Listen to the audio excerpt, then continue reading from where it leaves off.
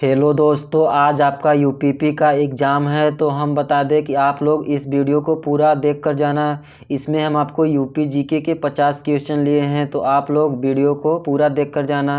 तो चलिए हम बिना किसी देरी का स्टार्ट करते हैं। तो सबसे पहला आपका प्रश्न क्या है? उत्तर प्रदेश में ताम्रपाषाण कालीन संस्कृति के साक्ष्य किन जिलों से प्राप्त हुए हैं? ऑप्शन ए है आपका मेरठ व सहारनपुर से। ऑप्शन बी है आपका आगरा व मथुरा से। ऑप्शन सी है आपका सोनभद्र व लखनऊ से। ऑप्शन डी है आपका इनमें से कोई नहीं।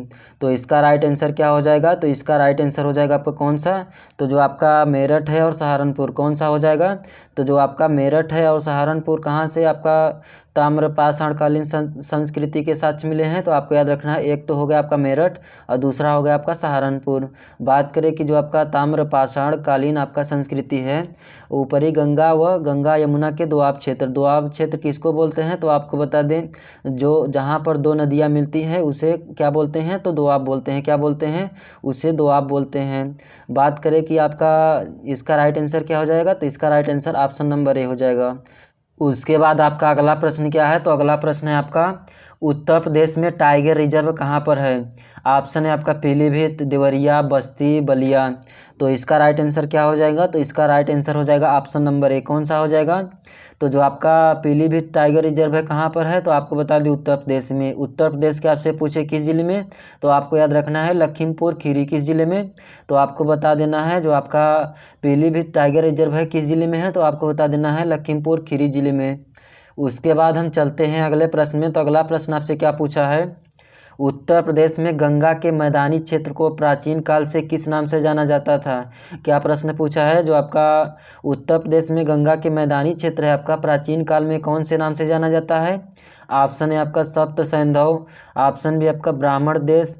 ऑप्शन सी आपका मध्य देश। ऑप्शन डी आपका इनमें से कोई नहीं। तो इसका राइट आंसर क्या हो जाएगा? तो इसका राइट आंसर हो जाएगा ऑप्शन नंबर सी। क्या जानते हैं? तो जो आपका उत्तर प्रदेश में गंगा के मैदानी क्षेत्र है उसको हम प्राचीन काल में क्या जानते थे? तो आपको याद रखना है मध्य देश। क्या बोलते हैं? मध्य देश। उसके बाद हम चलते हैं अगले प्रश्न में। तो अगला प्रश्न आपसे क्या पूछा है? उत्तर प्रदेश में कुशीनगर किस महाजनपद की राजधानी रहा है जिसका विस्तार क्षेत्र जिला कुशीनगर था? तो कौन सा हो जाएगा ऑप्शन? ऑप्शन है आपका मल्ल, काशी, चेंदी, इनमें से कोई नहीं। तो इसका राइट आंसर क्या हो जाएगा? तो इसका राइट आंसर हो जाएगा आपका कौन सा? तो जो आपका मल्ल है आपका कहाँ की राजधानी हो जाती है? तो आपको बता दें कुशीनगर। जो आपका मल्ल है, मल्ल को कितनी शाखाओं में बटा है? तो आपको बता दें जो आपका मल्ल है 2 शाखाओं में बटा है। एक तो आपका हो जाता है कौन सा? तो आपका हो जाता है कुशीनारा हो जाता है और दूसरा हो जाता है पावा। कौन सा हो जाता है? तो दूसरा हो जाता है पावा और पहला हो जाता है आपका कुशीनारा हो जाता है। बात करें कि जो आपका कुशीनारा है, कुशीनारा का वर्तमान नाम क्या है? तो आपको बता देना है कौन सा? तो कुशीनगर। अब बात करें कि जो आपका पावा है, पावा का वर्तमान नाम क्या है? तो आपको याद रखना है फालिज नगर। क्या लिखा है? फालिज नगर आपका हो जाएगा पावा का वर्तमान नाम। उसके बाद हम चलते हैं अगले प्रश्न में। तो अगला प्रश्न आपसे क्या पूछा है? उत्तर प्रदेश में किस प्रकार की जलवायु पाई जाती है? क्या पूछा है कि आपका जो उत्तर प्रदेश है आपका कौन सी जलवायु पाई जाती है? ऑप्शन है आपका शीतोष्ण कटिबंधी। ऑप्शन भी आपका समशीतोष्ण। ऑप्शन सी है आपका उष्ण कटिबंधी मानसून। ऑप्शन डी आपका गर्म शुष्क मानसूनी। तो इसका राइट आंसर क्या हो जाएगा? तो इसका राइट आंसर हो जाएगा कौन सा? तो जो आपका उत्तर प्रदेश में है आपका कौन सी जलवायु पाई जाती है? तो आपको याद रखना है उष्ण कटिबंधी मानसूनी। कौन सा? उष्ण कटिबंधी मानसूनी पाया जाता है आपका उत्तर प्रदेश में। उसके बाद हम चलते हैं अगले प्रश्न में। तो अगला प्रश्न आपका क्या हो जाता है? उत्तर प्रदेश में किस जिले के संगमरमर का उत्पादन होता है? तो कौन सा जिला हो जाएगा आपका उत्तर प्रदेश में जो आपका संगमरमर उत्पादन किया जाता है? ऑप्शन ए है आपका इलाहाबाद। ऑप्शन बी आपका मिर्ज़ापुर। ऑप्शन सी आपका ललितपुर। ऑप्शन डी आपका ग्वालियर। तो कौन सा राइट आंसर हो जाएगा? तो इसका राइट आंसर क्या हो जाएगा? तो इसका राइट आंसर हो जाएगा ऑप्शन नंबर बी। क्या हो जाएगा? जो आपका संगमरमर का उत्पादन किस जिले में होता है? तो आपको बता दें मिर्ज़ापुर जिले में। किस जिले में? तो मिर्ज़ापुर जिले में। बात करें कि जो आपका मिर्ज़ापुर है आपका संगमरमर एवं अन्य इमारत पत्थर जैसे आपका कौन कौन से जिले में आपका उत्पादन किया जाता है, मतलब होता है उत्पादन?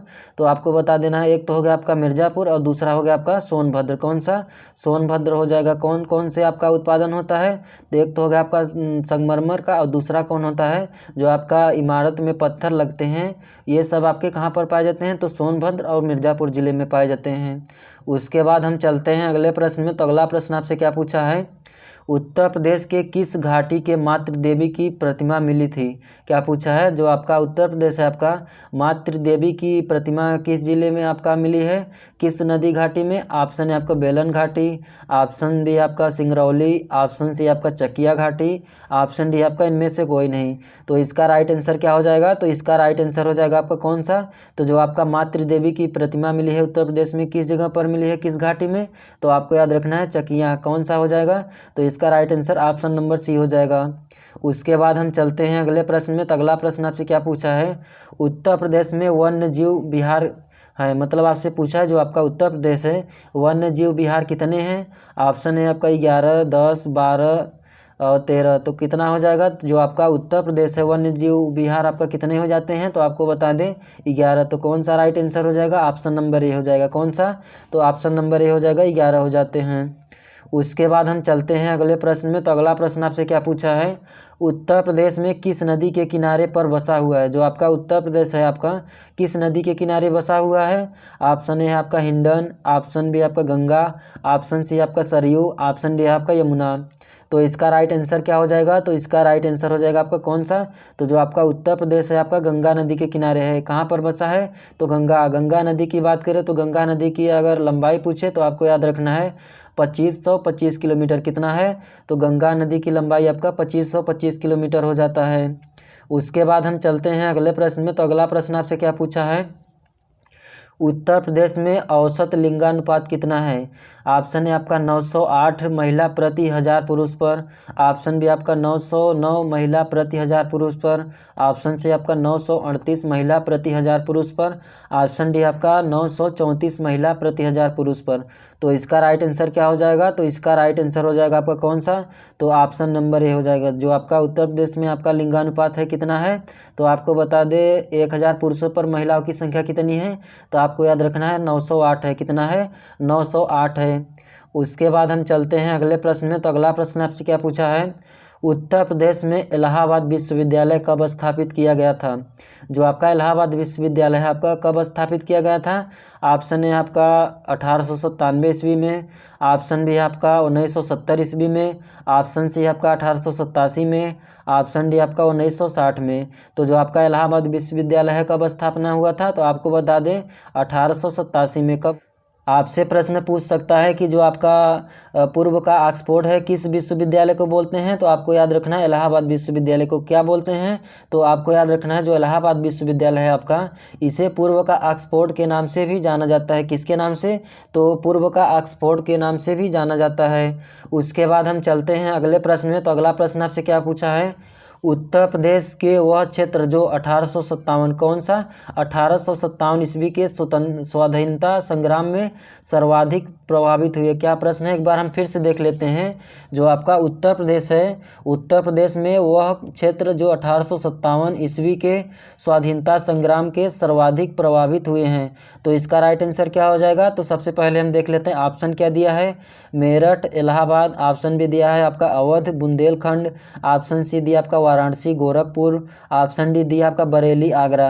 तो इसका राइट आंसर क्या हो जाएगा, तो इसका राइट आंसर हो जाएगा कौन सा, तो जो आपका अवध है और आपका बुंदेलखंड कौन सा हो जाएगा, तो जो आपका ऑप्शन नंबर बी है वही सही हो जाएगा। क्या हो जाएगा, तो जो आपका उत्तर प्रदेश का वह क्षेत्र जो 1857 में आपका स्वाधीनता संग्राम आपका सर्वाधिक प्रभावित किस जिले में हुए थे, तो आपको याद रखना एक तो अवध हो जाता है और दूसरा आपका बुंदेलखंड।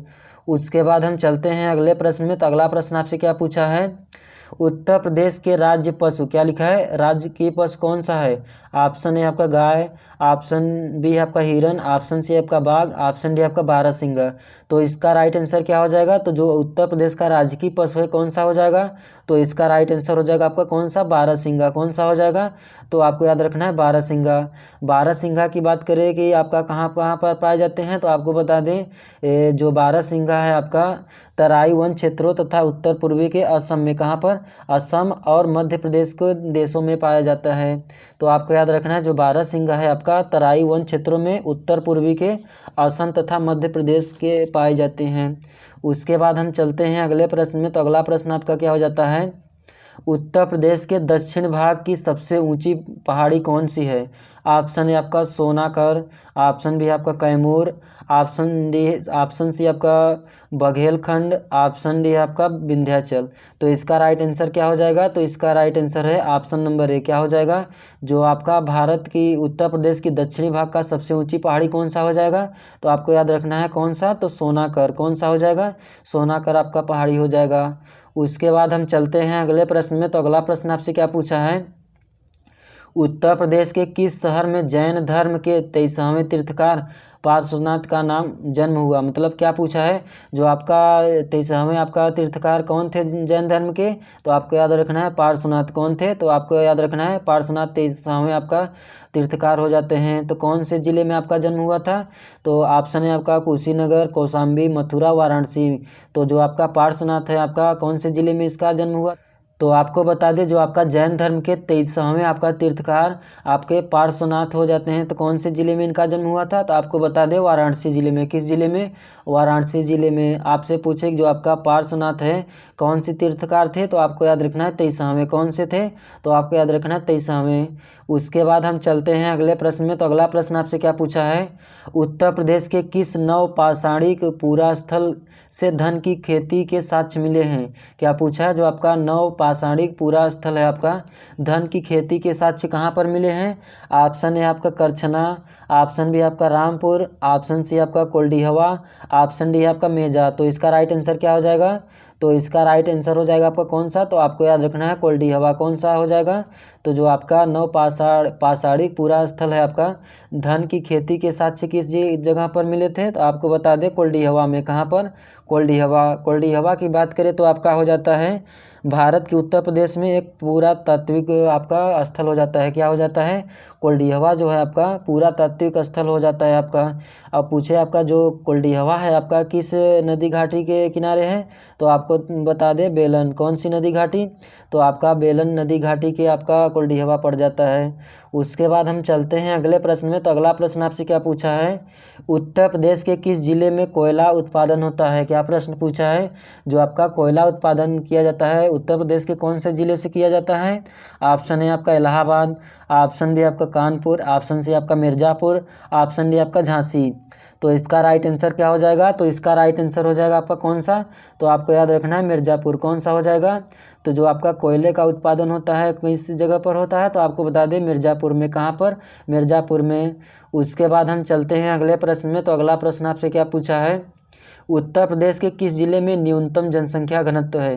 क्या पूछा है? जो आपका न्यूनतम जनसंख्या घनत्व है उत्तर प्रदेश के किस जिले में है? तो आपको याद रखना है ऑप्शन है आपका आजमगढ़, भदोही, वाराणसी, ललितपुर। तो इसका राइट आंसर क्या हो जाएगा? तो इसका राइट आंसर हो जाएगा आपका कौन सा जिला हो जाएगा? तो आपको याद रखना है जो आपका ललितपुर है आपका सबसे न्यूनतम जिला घनत्व वाला आपका पाया जाता है। कौन सा? जो आपका ललितपुर जिला है आपका न्यूनतम जनसंख्या घनत्व वाला आपका हो जाता है जिला। वहीं पर बात करें कि आपका बढ़ते क्रम में अगर कौन कौन सा हो जाता है आपका न्यूनतम जनसंख्या घनत्व, तो आपको बता दें सबसे पहले हो जाता है आपका महोबा। कौन सा हो जाता है? महोबा। उसके बाद आपका चित्रकूट हो जाता है, उसके बाद हमीरपुर हो जाता है, उसके बाद श्रावस्ती, उसके बाद आपका ललितपुर हो जाता है। तो जो आपका उत्तर प्रदेश के किस जिले में अगर न्यूनतम पूछे तो आपको याद रखना है सबसे पहले कौन सा हो जाएगा? महोबा। कौन सा? महोबा हो जाएगा। इसमें ऑप्शन में महोबा नहीं है तो इसका राइट आंसर हो जाएगा ललितपुर। कौन सा हो जाएगा? ललितपुर हो जाएगा। उसके बाद हम चलते हैं अगले प्रश्न में। तो अगला प्रश्न आपसे क्या पूछा है? उत्तर प्रदेश के किस जनपद में सर्वाधिक अल्प समुदाय का केंद्र था? ऑप्शन है आपका मुरादाबाद, ऑप्शन बी आपका रामपुर, ऑप्शन सी आपका बिजनौर, ऑप्शन डी आपका लखनऊ। तो इसका राइट आंसर क्या हो जाएगा? तो इसका राइट आंसर हो जाएगा आपका कौन सा? तो जो आपका उत्तर प्रदेश में सर्वाधिक अल्प समुदाय का केंद्र कौन सा है? तो आपको बता दें कौन सा हो जाएगा? तो मुरादाबाद। कौन सा हो जाएगा? मुरादाबाद। आपसे पूछे जो आपका मुरादाबाद है किसके लिए फेमस हो जाता है? तो आपको बता दें पीतल उत्पाद के लिए। किसके लिए फेमस हो जाता है? पीतल के लिए आपका मुरादाबाद प्रसिद्ध हो जाता है। उसके बाद हम चलते हैं अगले प्रश्न में। तो अगला प्रश्न आपसे क्या पूछा है, उत्तर प्रदेश के किस क्षेत्र में सर्वाधिक वर्षा होती है। तो कौन सा क्षेत्र हो जाएगा आपका जो आपका उत्तर प्रदेश में सबसे ज़्यादा वर्षा होती है। ऑप्शन है आपका पूर्वी गंगा मैदान, ऑप्शन बी आपका पश्चिमी गंगा मैदान, ऑप्शन सी आपका तराई क्षेत्र, ऑप्शन डी आपका मध्य गंगा मैदान। तो इसका राइट आंसर क्या हो जाएगा, तो इसका राइट आंसर हो जाएगा कौन सा, तो जो आपका तराई क्षेत्र है आपका सबसे ज़्यादा वर्षा होती है कहाँ पर, तो जो आपका तराई क्षेत्र है आपका वर्षा वहीं पर सबसे ज़्यादा होती है। उसके बाद अगला प्रश्न आपसे क्या पूछा है, उत्तर प्रदेश के किस क्षेत्र में सबसे कम वर्षा होती है।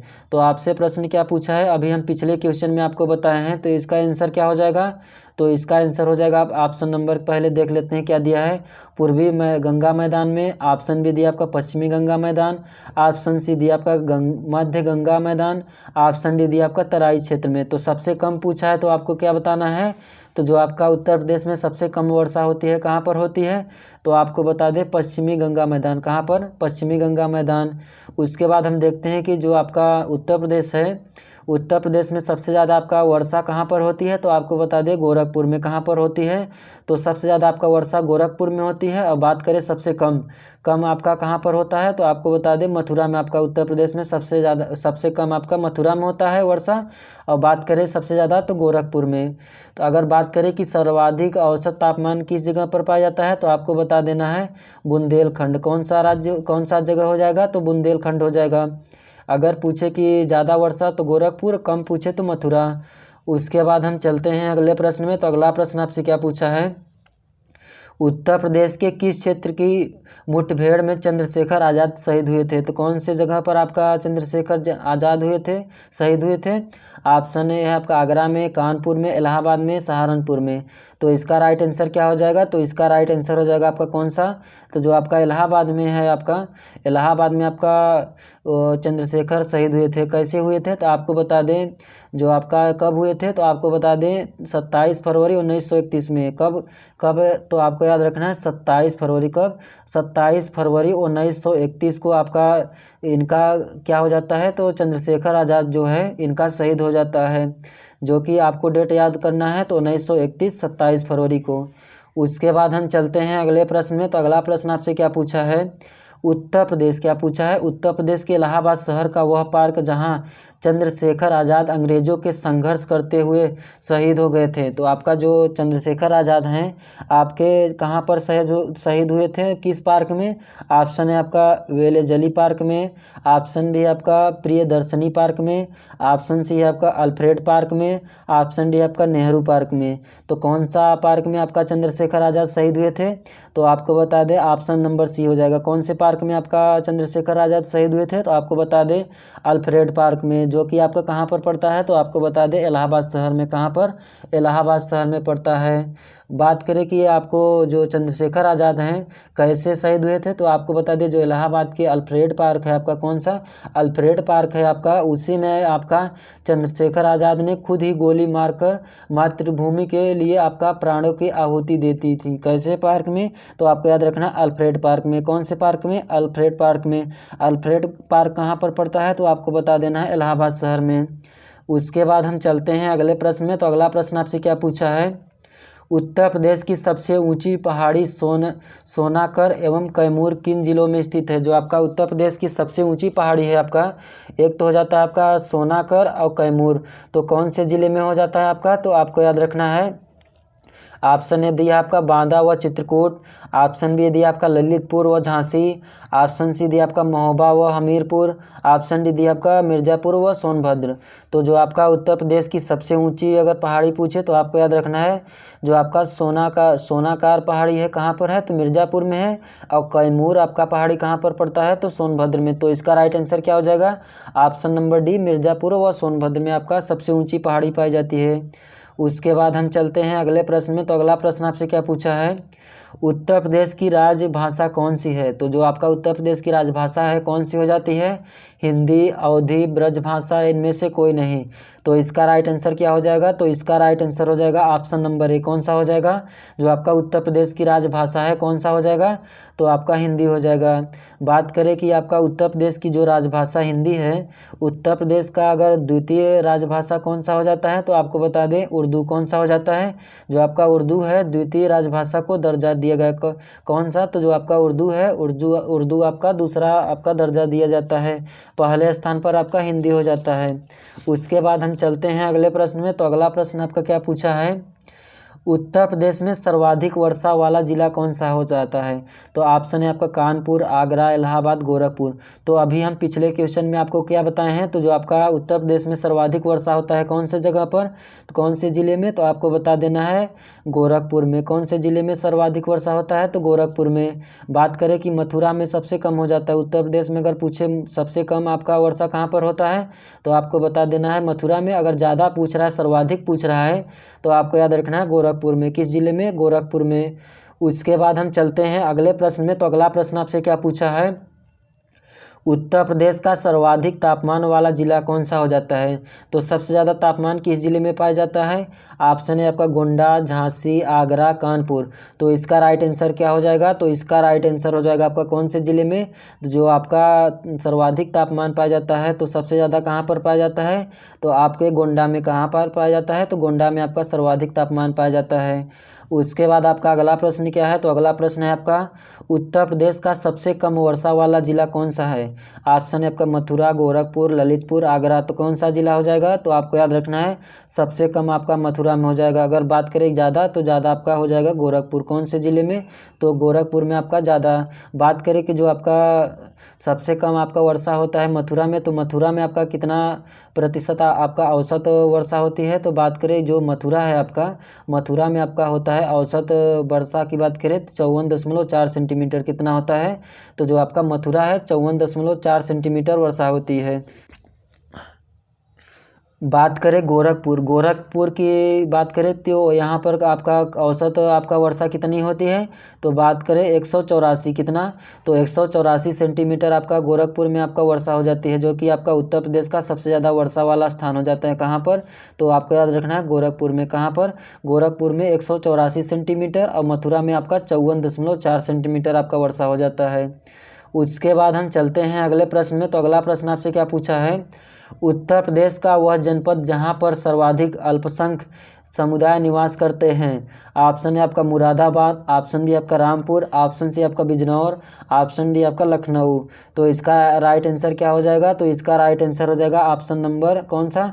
तो जो आपका मुरादाबाद जिला है आपका कौन सा? तो जो आपका मुरादाबाद है किसके लिए फेमस हो जाता है? तो आपको बता दें पीतल के लिए। किसके लिए फेमस हो जाता है? तो आपको याद रखना है पीतल के लिए आपका फेमस हो जाता है। वहीं पर बात करें कि जो आपका मुरादाबाद है आपका किस नदी के तट पर अवस्थित है? तो आपको बता दें रामगंगा। कौन सी नदी? तो आपका रामगंगा नदी के किनारे आपका है कौन सा शहर? तो आपको याद रखना है मुरादाबाद। उसके बाद हम चलते हैं अगले प्रश्न में। तो अगला प्रश्न आपसे क्या पूछा है? उत्तर प्रदेश का राष्ट्रीय उद्यान है, मतलब आपसे प्रश्न क्या पूछा है? जो आपका उत्तर प्रदेश है, उत्तर प्रदेश में कुल राष्ट्रीय उद्यान कितने हैं? 1, 2, 3, 4। तो आपको बता दें जो आपका राष्ट्रीय उद्यान है कितने हो जाते हैं? एक कौन सा हो जाता है? तो आपको बता दें दूधवा। कौन सा? जो आपका दूधवा राष्ट्रीय उद्यान है आपका राष्ट्रीय उद्यान कितने हो जाते हैं? तो आपको याद रखना है दूधवा राष्ट्रीय उद्यान आपका 1 हो जाता है, जो कि आपका कहाँ पर है? तो आपको बता दें चंदौली में। कहाँ पर? यूपी का पहला अगर पूछे प्रश्न कि जो आपका उत्तर प्रदेश का पहला राष्ट्रीय उद्यान कौन सा हो जाता है? तो आपको याद रखना है चंद्रप्रभा। कौन सा हो जाता है?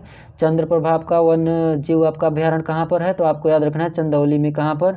चंदौली में। बात करें कि जो आपका चंद्रप्रभा वन्य जीव अभ्यारण्य है, इसका स्थापना कब हुआ था? तो आपको बता दें 1957 में। कब? 1957 में। और बात करें कि जो आपका उत्तर प्रदेश का एकमात्र आपका राष्ट्रीय उद्यान कौन सा हो जाता है? तो आपको बता दें दूधवा राष्ट्रीय उद्यान। कौन सा हो जाएगा? दूधवा राष्ट्रीय उद्यान हो जाएगा। और बात करें कि जो आपका उत्तर प्रदेश का पहला राष्ट्रीय उद्यान है, तो आपका हो जाता है चंद्रप्रभा आपका वन्य जीव अभ्यारण्य, जो कि चंदौली में पड़ता है, और स्थापना हो जाता है आपका 1957 में। कब? 1957 में। उसके बाद हम चलते हैं अगले प्रश्न में। तो अगला प्रश्न आपसे क्या पूछा है, अयोध्या को प्राचीन काल में किस नाम से जाना जाता था। ऑप्शन ए है आपका अवध, ऑप्शन बी आपका कौशाम्बी, ऑप्शन सी है आपका कौन सा दशरथपुर, ऑप्शन डी है आपका अयाजा। तो जो आपका अयोध्या के प्राचीन काल में किस नाम से जाना जाता था, तो आपको बता दें ऑप्शन नंबर डी हो जाएगा। क्या हो जाएगा, तो आपको याद रखना है अयाजसा। क्या हो जाएगा, अयाजसा हो जाएगा, जो कि आपका अयोध्या का प्राचीन नाम हो जाता है। उसके बाद हम चलते हैं अगले प्रश्न में। तो अगला प्रश्न आपसे क्या पूछा है, अक्टूबर 1921 ईस्वी में उत्तर प्रदेश में कांग्रेस का राजनीतिक सम्मेलन की अध्यक्षता किसने की थी। तो कौन सा, तो जो आपका उत्तर प्रदेश में आपका कांग्रेस का राजनीतिक सम्मेलन हुआ था उसकी अध्यक्षता किसने की थी। तो आपसे यही पूछा है आपका कहाँ पर हुआ था, संपन्न कहाँ पर हुआ था। ऑप्शन है आपका मौलाना हसरत मोहानी जो कि आगरा में, ऑप्शन बी आपका मोहम्मद अली जिन्ना लखनऊ में, ऑप्शन सी आपका मौलाना शौकत अली इलाहाबाद में, ऑप्शन डी आपका लियाकत अली दिल्ली में। तो जो आपका उत्तर प्रदेश में कांग्रेस का राजनीतिक सम्मेलन की अध्यक्षता किसने की थी, तो इसका राइट आंसर क्या हो जाएगा, तो आपको याद रखना है ऑप्शन नंबर ए हो जाएगा। कौन किया था अध्यक्षता, तो आपको बता दें मौलाना हसरत मोहानी, जो कि कहाँ पर आपका सम्मेलन संपन्न हुआ था, तो आपको बता देना है आगरा में। कहाँ पर, आगरा में हो जाएगा। उसके बाद हम चलते हैं अगले प्रश्न में। तो अगला प्रश्न आपसे क्या पूछा है, अंग्रेजी गवर्नर लॉर्ड डलहौजी की विलयन, क्या लिखा है, विलय नीति में उत्तर प्रदेश की कौन सी रियासत अंग्रेजी सरकार के अधीन नहीं थी। तो जो आपका प्रश्न क्या पूछा है, जो आपका अंग्रेजी गवर्नर लॉर्ड डलहौजी के विलय नीति में उत्तर प्रदेश की कौन सी रियासत थी। ऑप्शन ए आपका कानपुर, ऑप्शन बी आपका हमीरपुर, ऑप्शन सी आपका जालौन, ऑप्शन डी आपका झांसी। तो इसका राइट आंसर क्या हो जाएगा, तो इसका राइट आंसर हो जाएगा आपका कौन सा, तो जो आपका कानपुर शहर है कहाँ पर हुआ था, तो आपको बता देना है कानपुर में। उसके बाद हम चलते हैं अगले प्रश्न में। तो अगला प्रश्न आपसे क्या पूछा है, 1946 ईस्वी में मेरठ में भारतीय राष्ट्रीय कांग्रेस के अधिवेशन की अध्यक्षता किसने की थी। तो जो आपका 1946 में आपका कहाँ पर आपका भारतीय राष्ट्रीय कांग्रेस का अधिवेशन हुआ था, तो आपको बता दें मेरठ में। और आपसे पूछ रहा है कि अध्यक्षता कौन थे। ऑप्शन है आपका महात्मा गांधी ने, लाल बहादुर शास्त्री ने, डॉक्टर राजेंद्र प्रसाद, आचार्य JB कृपलानी। तो इसका राइट आंसर क्या हो जाएगा, तो इसका राइट आंसर हो जाएगा आपका कौन सा, तो जो ऑप्शन नंबर डी है आपका कौन से थे। तो जो आपका 1946 में आपका मेरठ में आपका भारतीय राष्ट्रीय कांग्रेस के अधिवेशन की अध्यक्षता किसने की थी, तो आपको याद रखना है JB कृपलानी। कौन थे, तो आपको याद रखना है JB कृपलानी। बात करें कि जो आपका 1946 है, आपका 1946 में आपका कौन से शहर में, तो आपको बता देना है मेरठ शहर में। किस शहर में, तो मेरठ शहर में आपका कांग्रेस का आपका कौन सा राष्ट्रीय सम्मेलन था, तो आपको बता दें 55वां। कौन सा सम्मेलन था, तो आपको याद रखना है 55वां आपका सम्मेलन था। उसके बाद हम चलते हैं अगले प्रश्न में। तो अगला प्रश्न आपसे क्या पूछा है, 1946 ईस्वी में किस शहर में कांग्रेस का राष्ट्रीय अधिवेशन हुआ था। तो 1946 में आपका कौन से शहर का हो जाता है। ऑप्शन है आपका दिल्ली, कानपुर, मेरठ, सूरत। तो इसका राइट आंसर क्या हो जाएगा, तो इसका राइट आंसर हो जाएगा ऑप्शन नंबर कौन सा, तो जो आपका मेरठ शहर है आपका कौन सा सम्मेलन हुआ था। तो जो आपको याद रखना है 1946 में आपका मेरठ शहर में कहाँ पर हुआ था, तो आपको याद रखना है मेरठ शहर में आपका 55वां आपका राष्ट्रीय अधिवेशन का आपका सम्मेलन हुआ था। कौन सा, तो जो आपका कांग्रेस का राष्ट्रीय अधिवेशन हुआ था कौन सा था, तो आपको याद रखना है 55वां। कौन सा, 55वां, जो कि आपका मेरठ शहर में हुआ था। उसके बाद हम चलते हैं अगले प्रश्न में। तो अगला प्रश्न आपसे क्या पूछा है, 1942 ईस्वी में भारत छोड़ो आंदोलन के समय उत्तर प्रदेश के किस शहर में राष्ट्रीय सरकार की स्थापना की गई थी। ऑप्शन है आपका मेरठ, बलिया, गोरखपुर, कानपुर। तो इसका राइट आंसर क्या हो जाएगा, तो इसका राइट आंसर हो जाएगा ऑप्शन नंबर बी। क्या हो जाएगा, तो जो आपका बलिया है आपका 1942 में भारत छोड़ो आंदोलन के समय उत्तर प्रदेश के आपके बलिया में राष्ट्रीय सरकार की स्थापना की गई थी। किस शहर में, तो आपको याद रखना है बलिया शहर में। उसके बाद हम चलते हैं अगले प्रश्न में। तो अगला प्रश्न आपसे क्या पूछा है, 1937 ईस्वी में संयुक्त प्रांत में कांग्रेस की सरकार किसके नेतृत्व में गठन की गई थी। ऑप्शन है आपका मोहनलाल सक्सेना के नेतृत्व में, ऑप्शन बी आपका गोविंद बल्लभ पंत के नेतृत्व में, ऑप्शन सी है आपका चौधरी खलीकुज्जम, क्या लिखा है, खलीकुज्जमा के नेतृत्व में। ऑप्शन डी आपका चंद्रभानु गुप्ता के नेतृत्व में। तो इसका राइट आंसर क्या हो जाएगा, तो आपको याद रखना है गोविंद बल्लभ पंत के नेतृत्व में। किसके नेतृत्व में हुआ था, तो जो आपका 1937 में आपका संयुक्त प्रांत हुआ था कांग्रेस की सरकार की तरफ से, कौन से थे, तो आपको याद रखना है गोविंद बल्लभ पंत के नेतृत्व में आपका गठन किया गया था। उसके बाद हम बात करें कि जो आपका गोविंद बल्लभ पंत हो जाते हैं उत्तर प्रदेश के आपका पहले मुख्यमंत्री बने थे। कौन बने थे, तो आपको याद रखना है गोविंद बल्लभ पंत आपका उत्तर प्रदेश के पहले आपका मुख्यमंत्री हो जाते हैं। उसके बाद हम चलते हैं अगले प्रश्न में। तो अगला प्रश्न आपका क्या हो जाता है, 1936 ईस्वी में लखनऊ में आयोजित भारतीय राष्ट्रीय, क्या लिखा है, राष्ट्रीय के अधिवेशन की अध्यक्षता कौन थे। तो जो आपका 1936 में आपका लखनऊ में आपका आयोजन हुआ था भारतीय राष्ट्रीय अधिवेशन की अध्यक्षता कौन थे, तो इसका राइट आंसर क्या हो जाएगा। तो सबसे पहले हम देख लेते हैं, ऑप्शन दिया आपका पंडित जवाहरलाल नेहरू, ऑप्शन बी आपका महात्मा गांधी, ऑप्शन सी है आपका सुभाष चंद्र बोस, ऑप्शन डी आपका इनमें से कोई नहीं। तो इसका राइट आंसर क्या हो जाएगा, तो इसका राइट आंसर हो जाएगा आपका कौन सा, तो जो आपका 1936 में आपका अधिवेशन हुआ था, कौन सा अध्यक्ष चुने गए थे, आपको बता दें जवाहरलाल नेहरू कौन थे। तो आपको याद रखना है जवाहरलाल नेहरू, जो कि आपका लखनऊ में आपका आयोजित हुआ था। कहाँ पर, लखनऊ में आपका आयोजन किया गया था। उसके बाद हम चलते हैं अगले प्रश्न में। तो अगला प्रश्न आपसे क्या पूछा है, 1925 को उत्तर प्रदेश के किस शहर में भारतीय राष्ट्रीय कांग्रेस का अधिवेशन हुआ था। तो जो आपका 1925 है, कौन से आपका शहर में आपका हुआ था अधिवेशन, ऑप्शन बी है आपका, ऑप्शन है आपका इलाहाबाद, हमीरपुर, अलीगढ़, कानपुर। तो कौन सा शहर हो जाएगा, तो आपको बता दें कानपुर हो जाएगा। कौन सा, तो आपको बता देना है कानपुर।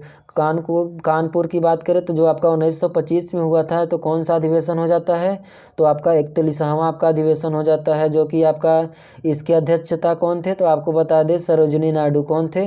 तो जो आपका 1925 में आपका उत्तर प्रदेश में आपका 41वां आपका भारतीय राष्ट्रीय, क्या लिखा है, भारतीय राष्ट्रीय कांग्रेस का अधिवेशन की अध्यक्षता कौन थे, तो आपको याद रखना है सरोजनी नायडू थे आपका अध्यक्ष। उसके बाद हम चलते हैं अगले प्रश्न में। तो अगला प्रश्न आपसे क्या पूछा है, उसके बाद हम चलते हैं अगले प्रश्न में। तो अगला प्रश्न आपसे क्या पूछा है, 1924 और 30 के बीच लखनऊ में आसपास के क्षेत्रों में चल रहे किसान आंदोलन के नेतृत्व किसने किया था। ऑप्शन है आपका जय मंगल पांडे ने, ऑप्शन बी आपका लाल बहादुर शास्त्री ने, ऑप्शन सी आपका मदारी पासी ने, ऑप्शन डी आपका लाला लाजपत राय। तो कौन सा राइट आंसर हो जाएगा, तो आपको बता देना है ऑप्शन नंबर सी। क्या हो जाएगा, जो आपका 1924 से 30 के बीच आपका लखनऊ के आसपास क्षेत्रों में जो आपका किसान आंदोलन हुआ था, उसके आपका नेतृत्व कौन किया था, तो आपको बता देना है मदारी पासी ने। कौन थे, तो आपको याद रखना है मदारी पासी। जो आपका मदारी पासी हैं, आपका अगर पूछे कि कौन से शहर से हो जाते हैं, किस ज़िले से, तो आपको याद रखना है हरदोई से। तो हरदोई से हो जाते हैं। तो वहीं पर हम देख लेते हैं इनका जन्म कब हुआ था। तो जन्म हुआ था आपका 1860 ईस्वी में। कब हुआ था, 1860 ईस्वी में इनका जन्म हुआ था।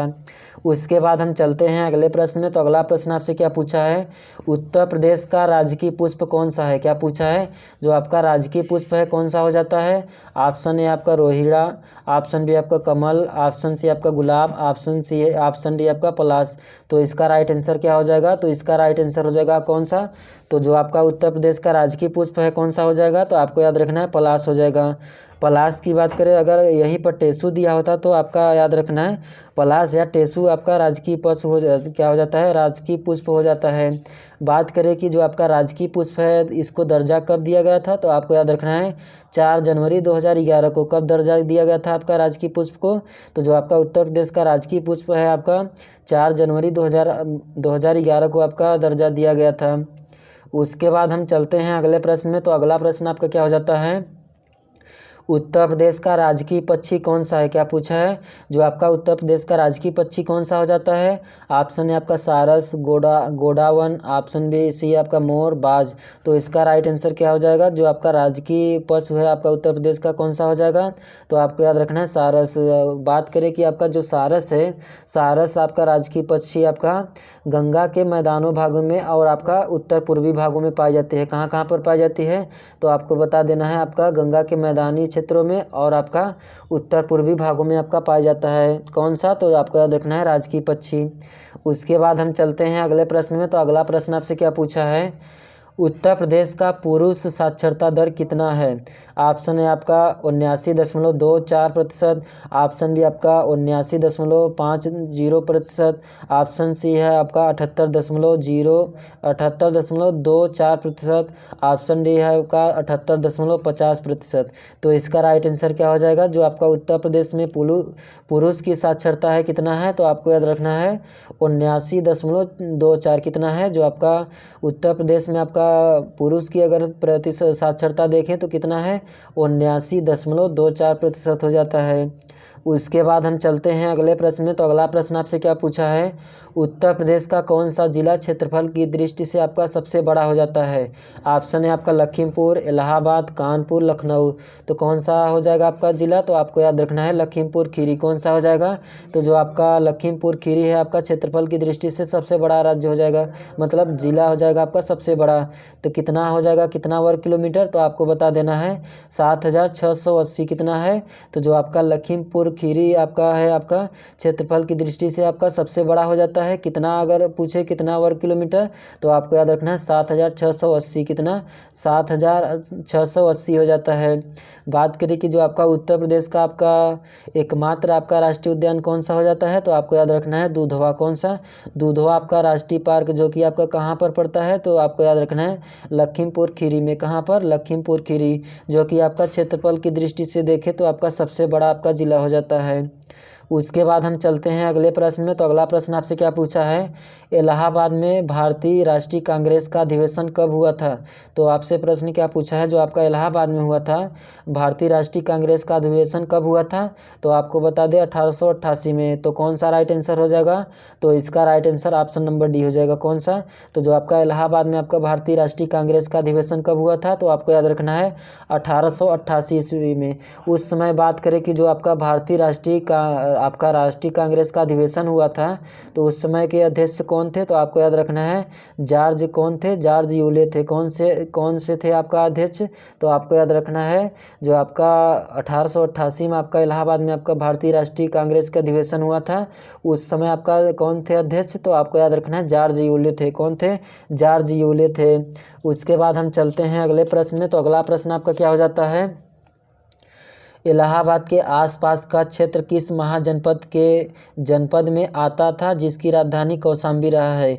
ऑप्शन ए आपका कुरु, ऑप्शन बी आपका मल्ल, ऑप्शन सी आपका वत्स, ऑप्शन डी आपका चेंदी। तो इसका राइट आंसर क्या हो जाएगा? तो इसका राइट आंसर हो जाएगा आपका कौन सा? तो आपको याद रखना वत्स हो जाएगा। कौन सा हो जाएगा? तो आपको याद रखना वत्स की बात करें तो जो आपका कौशाम्बी का राजधानी हो जाता है। बात करें कि जो आपका वत्स है वत्स आपका भारत के प्राचीन महाजनपद कितने थे? तो आपको बता दें 16 महाजनपदों में से आपका वत्स भी हो जाता है। जो कि आपका बात करें कि जो आपका इलाहाबाद के आसपास का किसी महाजनपद में, तो आपको याद रखना है वत्स, जो कि आपका वत्स की अगर राजधानी पूछे तो आपको याद रखना है कौशाम्बी हो जाता है। आपका राजधानी क्या हो जाता है? कौशाम्बी हो जाता है। उसके बाद हम चलते हैं अगले प्रश्न में। तो अगला प्रश्न आपका क्या हो जाता है, आजीवक संप्रदाय के प्रवर्तक मक्खली, क्या लिखा है, मक्खली गोसाल की जन्मभूमि थी। तो कौन सा जगह हो जाएगा, कौन सा जिले में? ऑप्शन में ये है आपका श्रावस्ती, इलाहाबाद, मथुरा, कौशाम्बी। तो इसका राइट आंसर क्या हो जाएगा? तो इसका राइट आंसर हो जाएगा आपका कौन सा? तो जो आपका आजीवक संप्रदाय के प्रवर्तक मक्खली गोसाल की जन्मभूमि कहाँ पर हुई थी? तो आपको बता देना है कौशाम्बी में। कहाँ पर? कौशाम्बी में। उसके बाद आपका अगला प्रश्न क्या है, तो अगला प्रश्न है आपका आम्बेडकर जयंती कब मनाई जाती है? तो जो आपका आम्बेडकर जयंती कब मनाई जाती है, तो आपको बता देना है 14 अप्रैल। तो कौन सा राइट आंसर हो जाएगा? Option number B. कौन सा हो जाएगा? तो जो आपका अम्बेडकर जयंती कब मनाई जाती है, तो आपको बता देना है 14 अप्रैल को। कब? जो आपका उत्तर प्रदेश है आपका अम्बेडकर नगर कहाँ पर है? तो जो आपका अम्बेडकर की जयंती मनाई जाती है कब? तो आपको याद रखना है 14 अप्रैल को। कब? 14 अप्रैल को। उसके बाद हम चलते हैं अगले प्रश्न में। तो अगला प्रश्न आपका क्या हो जाता है, अगला प्रश्न है आपका, अशोक का 14वां बृहद शिलालेख प्राप्त हुआ था। तो कौन से जगह पर आपका 14वां आपका शिलालेख प्राप्त हुआ था? ऑप्शन है आपका कालसी में, कौशाम्बी में, आपका हो जाता है कुशीनारा में, कालकी में। तो इसका राइट आंसर क्या हो जाएगा? तो इसका राइट आंसर हो जाएगा आपका कौन सा? तो जो आपका कालसी है, क्या हो जाएगा? तो जो आपका अशोक का 14वां आपका बृहद शिलालेख कहाँ पर प्राप्त हुआ था? तो आपको बता दें कालसी में। कालसी कहाँ पर पड़ता है? तो वर्तमान में आपका उत्तराखंड में। कहाँ पर? उत्तराखंड में आपका पड़ता है कालसी। कौन सा जगह है? जो आपका कालसी है उत्तराखंड में पड़ता है, जो कि आपका अशोक का 14वां आपका बृहद शिलालेख प्राप्त हुआ था। किस राज्य में? तो आपको बता देना है उत्तराखंड में। उसके बाद हम चलते हैं अगले प्रश्न में। तो अगला प्रश्न आपसे क्या पूछा है? अरुणिमा, क्या लिखा है? अरुणिमा सिन्हा भारत की पहली विकलांग महिला एवरेस्ट विजेता का जन्म कहाँ पर हुआ था? ऑप्शन है आपको गोरखपुर उत्तर प्रदेश में, ऑप्शन बी आपका पटना बिहार में, ऑप्शन सी आपका झांसी, ऑप्शन डी आपका अंबेडकर नगर उत्तर प्रदेश में। तो इसका राइट आंसर क्या हो जाएगा? तो जो आपका अरुणिमा सिन्हा है, कहाँ पर जन्म हुआ था इसका? तो आपको बता दें अंबेडकर नगर। कहाँ पर हुआ था? तो आपको याद रखना है अंबेडकर नगर उत्तर प्रदेश में। कहाँ पर हुआ था? तो जो आपका अरुणिमा सिन्हा है आपका कहाँ पर हुआ था, किस जिले में? तो आपको याद रखना है अंबेडकर नगर। अंबेडकर नगर के किस राज्य में? तो आपको याद रखना है उत्तर प्रदेश। बात करें कि जो आपका अरुणिमा सिन्हा है, इनका जन्म किस सन में हुआ था? तो आपको बता दें 1988 में। किस सन में? तो 1988 में आपका इनका जन्म हो जाता है।